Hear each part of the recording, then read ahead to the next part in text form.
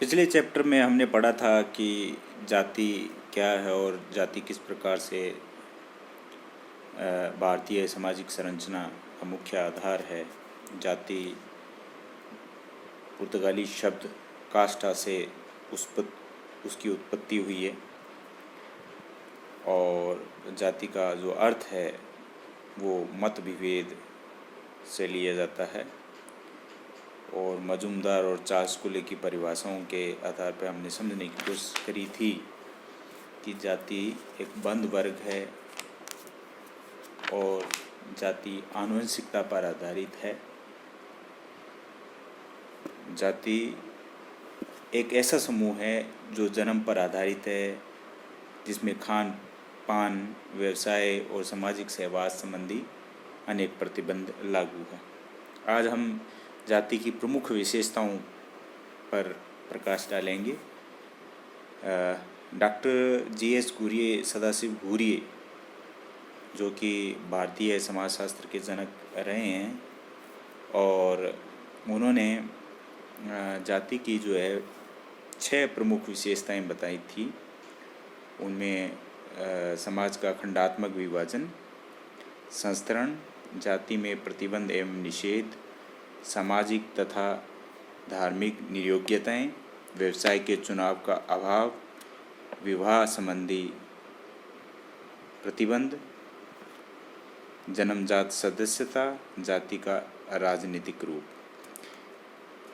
इनमें अंतिम जो जन्मजात सदस्यता है, जाति का राजनीतिक रूप है, ये विशेषताएं बाद में जोड़ी गई। ऊपर वाली जो 6 विशेषताएं जो हैं वह सदाशिव घुरिये ने बताई। प्रथम विशेषता समाज का खंडात्मक विभाजन। यहाँ इस का तात्पर्य है कि जाति जो है खंडों के रूप में बटी हुई है। विभिन्न जातियाँ अलग अलग हैं और उनके अपने नियम है, अपनी संस्कृति है, और प्रत्येक जाति अपनी जातीय नियमों के से अपने जाति के लोगों पर नियंत्रण बनाए रखती है। घुरिये कहते हैं कि खंड विभाजन से तात्पर्य एक जाति के सदस्यों की सामुदायिक भावना संपूर्ण समुदाय के प्रति न होकर अपनी ही जाति तक सीमित होती है। यानी कि जाति में एक जाति पंचायत होती है जो सब पे नियंत्रण रखती है और नियमों का पालन करवाती है, और दूसरी जाति उससे अलग होती है। इस प्रकार से जाति में खंडात्मक विभाजन है। दूसरी विशेषता संस्तरण है। समाज जो है अलग अलग जातियों में विभाजित तो है ही, लेकिन उसके साथ साथ सबकी स्थिति एक जैसी नहीं है, सभी जातियों की स्थिति एक जैसी नहीं है।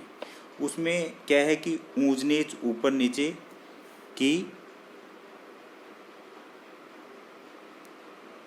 नीचे की जो है एक हिरार्की, एक संस्तरण पाया जाता है।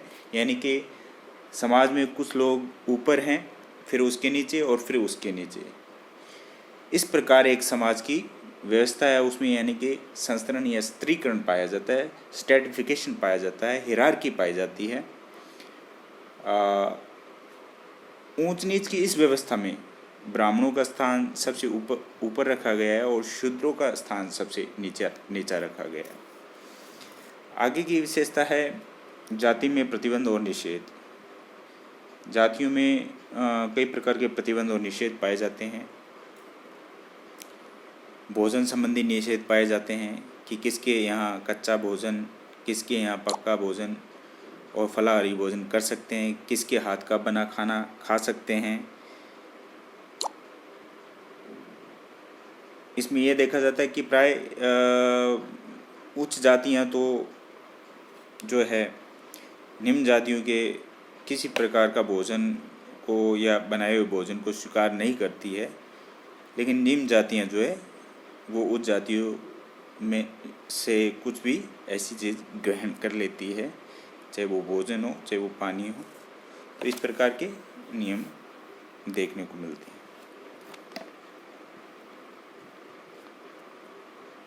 आगे की विशेषता है कि समाज में जाति के अंतर्गत सामाजिक तथा धार्मिक नियोग्यताएं पाई जाती हैं। जाति व्यवस्था में उच्च जातियों को कई सामाजिक एवं धार्मिक विशेषाधिकार प्राप्त हैं और दूसरी ओर अछूत जातियों को निर्योग्यताएं ला दी गई हैं। यानी कि हम समाज में देखेंगे कि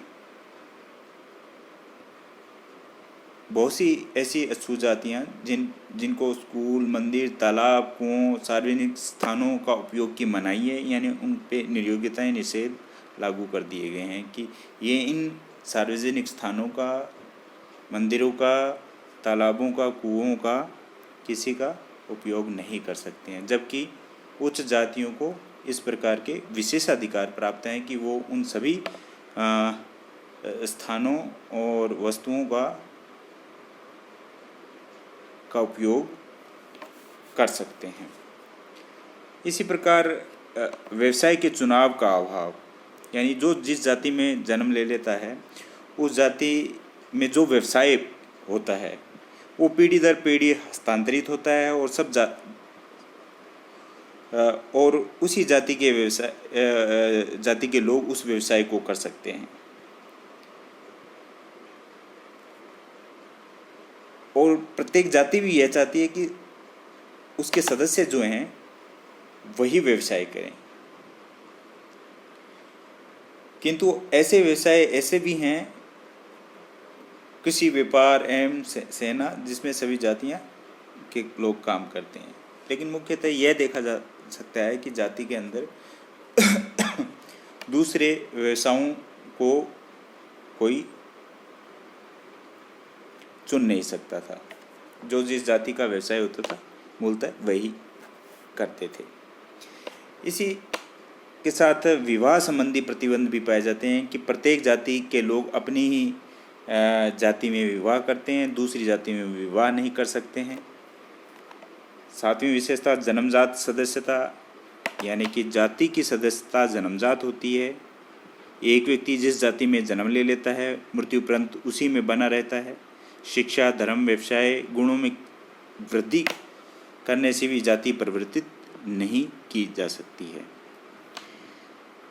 8वां है जाति का राजनीतिक, यानी कि प्रत्येक जाति में एक जाति पंचायत होती है और जाति के कुछ व्यवहारिक आदर्श नियम होते हैं और वो जाति पंचायत जो होती है राजनीतिक रूप से वो नियम जो है सदस्यों पर लागू करती है, उन पे नियंत्रण रखती है, समाज पे नियंत्रण रखती है।